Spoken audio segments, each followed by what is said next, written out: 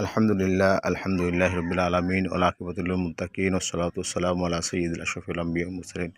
সম্মানিত ভিউয়ার্স, দেখেন আমার ছাদে বাণিজ্যিকভাবে কবুতর পালনের জন্য আলহামদুলিল্লাহ আমি সুন্দর একটি ঘর তৈরি করেছি, যেটা অনেক প্রোটেক্ট করে, অর্থাৎ সুন্দর জানি কবুতরগুলো বের হইতে না পারে।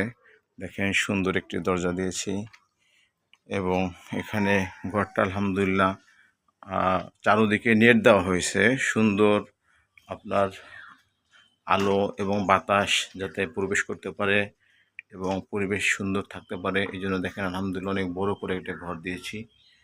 যাই হোক, এখানে একটি দরজা দিয়েছি দেখেন সম্মানিত ভিউয়ার্স, অর্থাৎ বেলকুনিতে গিয়ে যাতে কোনো মালামাল এখানে রাখা যায়।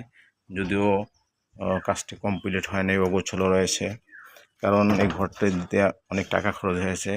আশা করি কিছুদিনের মধ্যে আমি আবার আপনার বড় একটি গাছ কিনে 100 জোড়া কবুতরের জন্য পালন করা যায়। অর্থাৎ আমি এই যে দেখেন এখান থেকে এই পর্যন্ত অনেক জায়গা, এখানে আমি একটা বড় করে ঘর বানাবো 100 জোড়া কবুতর পালার জন্য। এরপর আল্লাহ রাব্বুল আলামিন যদি কবুল করেন, যদি কবুতরগুলো আপনার সুন্দর এবং সুস্থ থাকে, পরবর্তী পরিকল্পনা আবার এই সাইডে অর্থাৎ পূর্ব সাইডে আরেকটি খোপ 100 জোড়ার জন্য করব।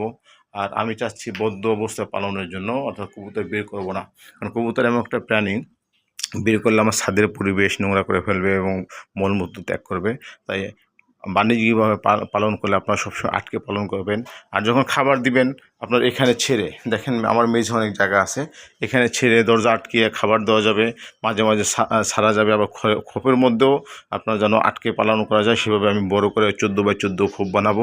যাই হোক, এইভাবে আমার পরিকল্পনা গ্রহণ করেছি। আল্লাহ রাব্বুল আলামিন আমার পরিকল্পনা কবুল করুক। সকলে দোয়া রাখবেন আমি যেন দ্রুত খোপ তৈরি করে কবুতর এখানে উঠাইতে পারি এবং পরবর্তীতে আপনাদের শিক্ষণীয় ভিডিও দিতে পারি। যাই হোক, এই পর্যন্তই। সকলে ভালো থাকবেন। আসসালামু আলাইকুম রহমতুল্লাহ।